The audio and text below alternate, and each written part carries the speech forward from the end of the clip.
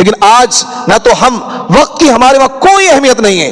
ہمارا نوجوان طبقہ، ہمارے مسلمان بھائی، میں دیکھتا ہوں گلی میں بیٹھے ہوئے ہیں، لوڈو کھیل رہے ہیں، اچھے خاصے سمجھدار آدمی، بال بچوں دار آدمی، ناتی پوتے والے لوڈو کھیل رہے ہیں، گیم کھیل رہے ہیں، تھلے پر بیٹھے ہوئے ہیں، مسجد کے باہر بیٹھے ہوئے ہیں اور گلی میں بیٹھے ہوئے ہیں، اذان کی آواز سن رہے ہیں اور اپنے وقت کو ایسے ضائع کر رہے ہیں.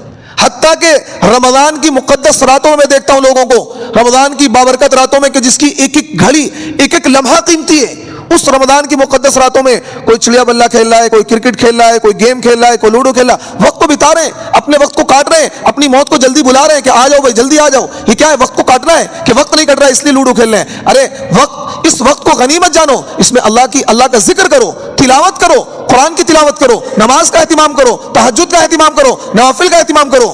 ایک شخص، ایک بہت بڑے محدث گزرے ہیں، ان سے کسی صاحب نے کہا کہ ذرا مجھے وقت دے دیں، 2-4 منٹ آپ سے بات کرنی ہے. انہوں نے کہا کہ سورج کو پہلے روک لو پھر آپ سے بات کروں گا، کہ وہ وقت گزرا جا رہا ہے، میرے پاس وقت نہیں فالتو بات کرنے کا.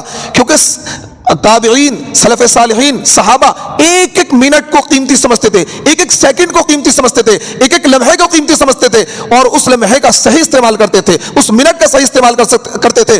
دنیا کے اندر جتنے بھی لوگ پیدا ہوئے ہیں، چاہے وہ آخرت کے اعتبار سے، شریعت کے اعتبار سے، اسلام کے اعتبار سے بڑے مقام پر ہوں یا دنیا کے اعتبار سے بڑے مقام پر ہوں، چاہے وہ کوئی فلسفی ہو، چاہے وہ کوئی سائنسداں ہو، چاہے کوئی بڑا محدث ہو، مفکر ہو، فقیہ ہو، سب کی زندگی کو اٹھا کر دیکھ لو کہ وہ لوگ اپنے وقت کو کتنا قیمتی جانتے تھے. حضرت امام شافعی رحمۃ اللہ علیہ پوری زندگی سالن اور روٹی نہیں کھایا انہوں نے کہ سالن اور روٹی کھاؤں گا تو اس میں وقت زیادہ لگے گا.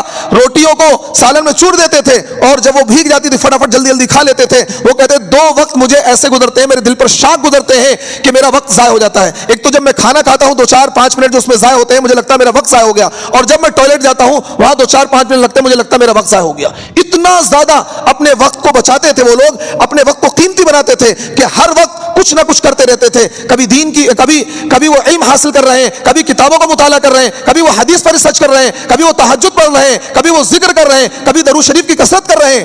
اور پورے مہینے میں کیا ہے 20-30 قرآن پڑھنے کے باوجود اتنے بڑے بڑے کام کر گئے وہ لوگ. حضرت امام ابو حنیفہ رحمۃ اللہ کے بارے میں آتا ہے کہ رمضان کی عبادتیں، 5 وقت کی نمازیں، تراویح، تہجد کے علاوہ 60 قرآن رمضان میں پڑھتے تھے. وہ کتنے؟ 60 قرآن. آج ہمارا حال یہ ہے کہ پورا سال گزر جاتا ہے قرآن پر دھول جمی رہتی ہے، پورا سال گزرتا تھا ہم قرآن کھول کر نہیں دیکھتے. آج سے 10-20 سال پہلے میں دیکھا کرتا تھا، جب میرا بچپن کا زمانہ تھا، کہ لوگ رمضان میں 2-4-5 قرآن پڑھ لیا کرتے تھے.